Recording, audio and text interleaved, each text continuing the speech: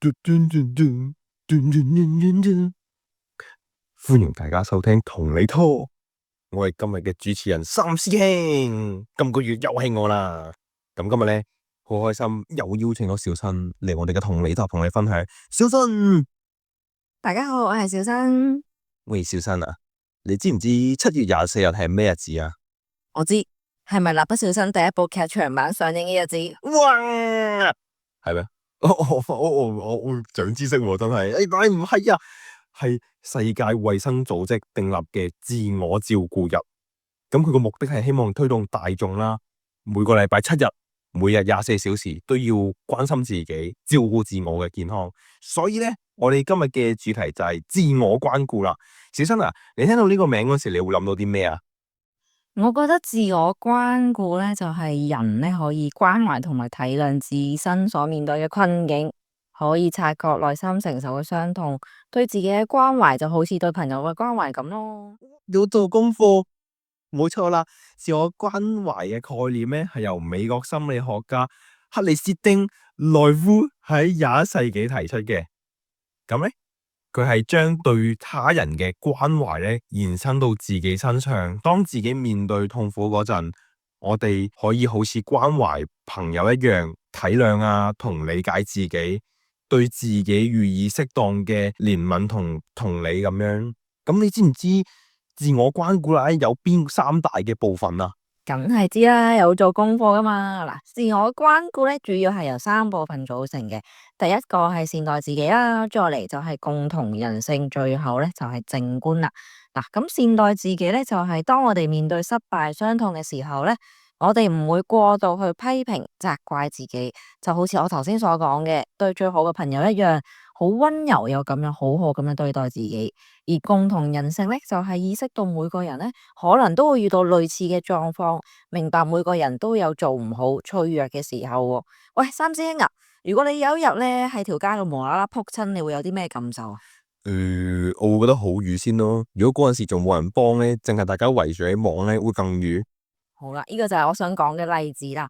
好似你頭先所講啦，如果你喺條街度行行下，突然間撲親，冇人幫之餘，大家仲望住你咧，咁其實你當下除咗痛之外咧，仲會有一種羞恥感啦，就好似你頭先所講，覺得好瘀啊，即係好似覺得自己好唔好彩，點解個個行條路都冇事，就係得你有事咧？其實想引申出嚟嘅意義咧，就係當我哋陷入困境嘅時候咧，好有可能會有機會產生一種即係得自己咁失敗嘅錯覺喎。咁呢一種感受咧，都會為我哋帶嚟孤獨感，從而影響我哋嘅情緒嘅。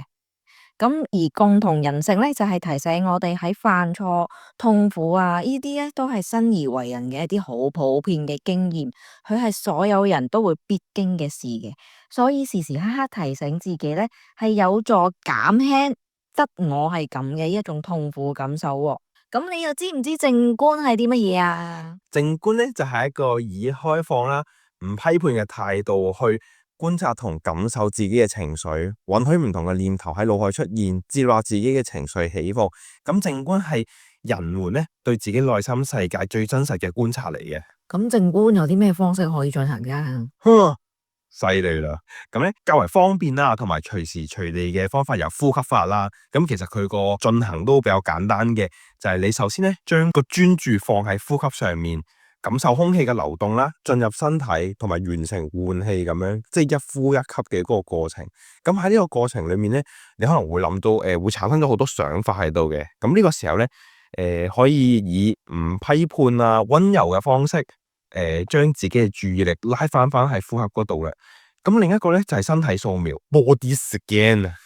你可以瞓低或者坐低，總之你覺得舒服或者放鬆就 OK 嘅啦。一開始咧一樣都係將個注意力放喺呼吸嗰度，慢慢吸氣，慢慢呼氣，唔好快，一快你個心跳就會加速咗，唔好喘啊咁吸咁樣。咁然後咧將個感覺由腳底開始，慢慢延伸去到個腿部啦、腹部啦、手部啦，同埋頭部咁樣。咁每到一個部位嗰陣時咧，你可以將個感覺放喺嗰個地方停留一陣，然之後咧停留嘅過程，你仲可以嘗試去多謝佢。比如去到隻腳嗰度啦，你可以喺心裏面默念多謝你支撐我行路。去到個肚嗰陣時啦，可以話多謝你幫助我消化食物。去到隻手嗰度，可以同佢講多謝你幫我拎起啲重嘅嘢。去到頭嗰度啦，你可以同佢講多謝你為我思考等等。內容唔規定嘅，總之就係以一個感恩嘅心去對身體唔同嘅部位，多謝佢哋為我哋嘅付出咁樣。哇，聽落真係好唔錯喎！咁除咗靜觀，仲有啲咩方式可以進行自我關顧㗎？首先啦，身體係我哋一個基礎嚟嘅，一定要照顧好佢，要瞓得夠啦，規律咁睡眠，而且仲要定時食飯，飲食都要比較均衡啲，菜啊、肉啊、啲蛋白質等等嘅食物都要食咁樣。咁同埋每星期最好做2日嘅有氧運動，跑下步啊、游下水都 OK 嘅咁樣。咁再嚟就係可以定期揾下屋企人啊、朋友去聚會啊、見面咁樣，因為良好嘅人際關係咧，其實係有啲正面影響，而且你有啲需要幫助嘅時候，都可以揾到佢哋幫手。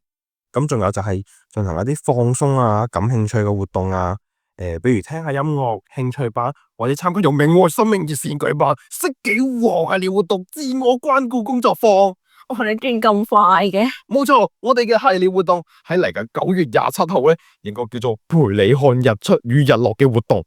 咁個內容咧就係整石英畫，詳細可以留意我哋 Facebook。下個月即係8月左右就會有一個報名嘅鋪文噶啦，歡迎有興趣你嘅參加。咁今日啦，都多謝小新同我哋分享咗咁多內容，我哋都差唔多講到呢度啦。有啲咩問題或者情緒困擾，一樣嘅，歡迎打嚟我哋心理熱線同我哋傾訴咁樣。咁我哋都講到呢度先啦，係咁先啦，拜拜。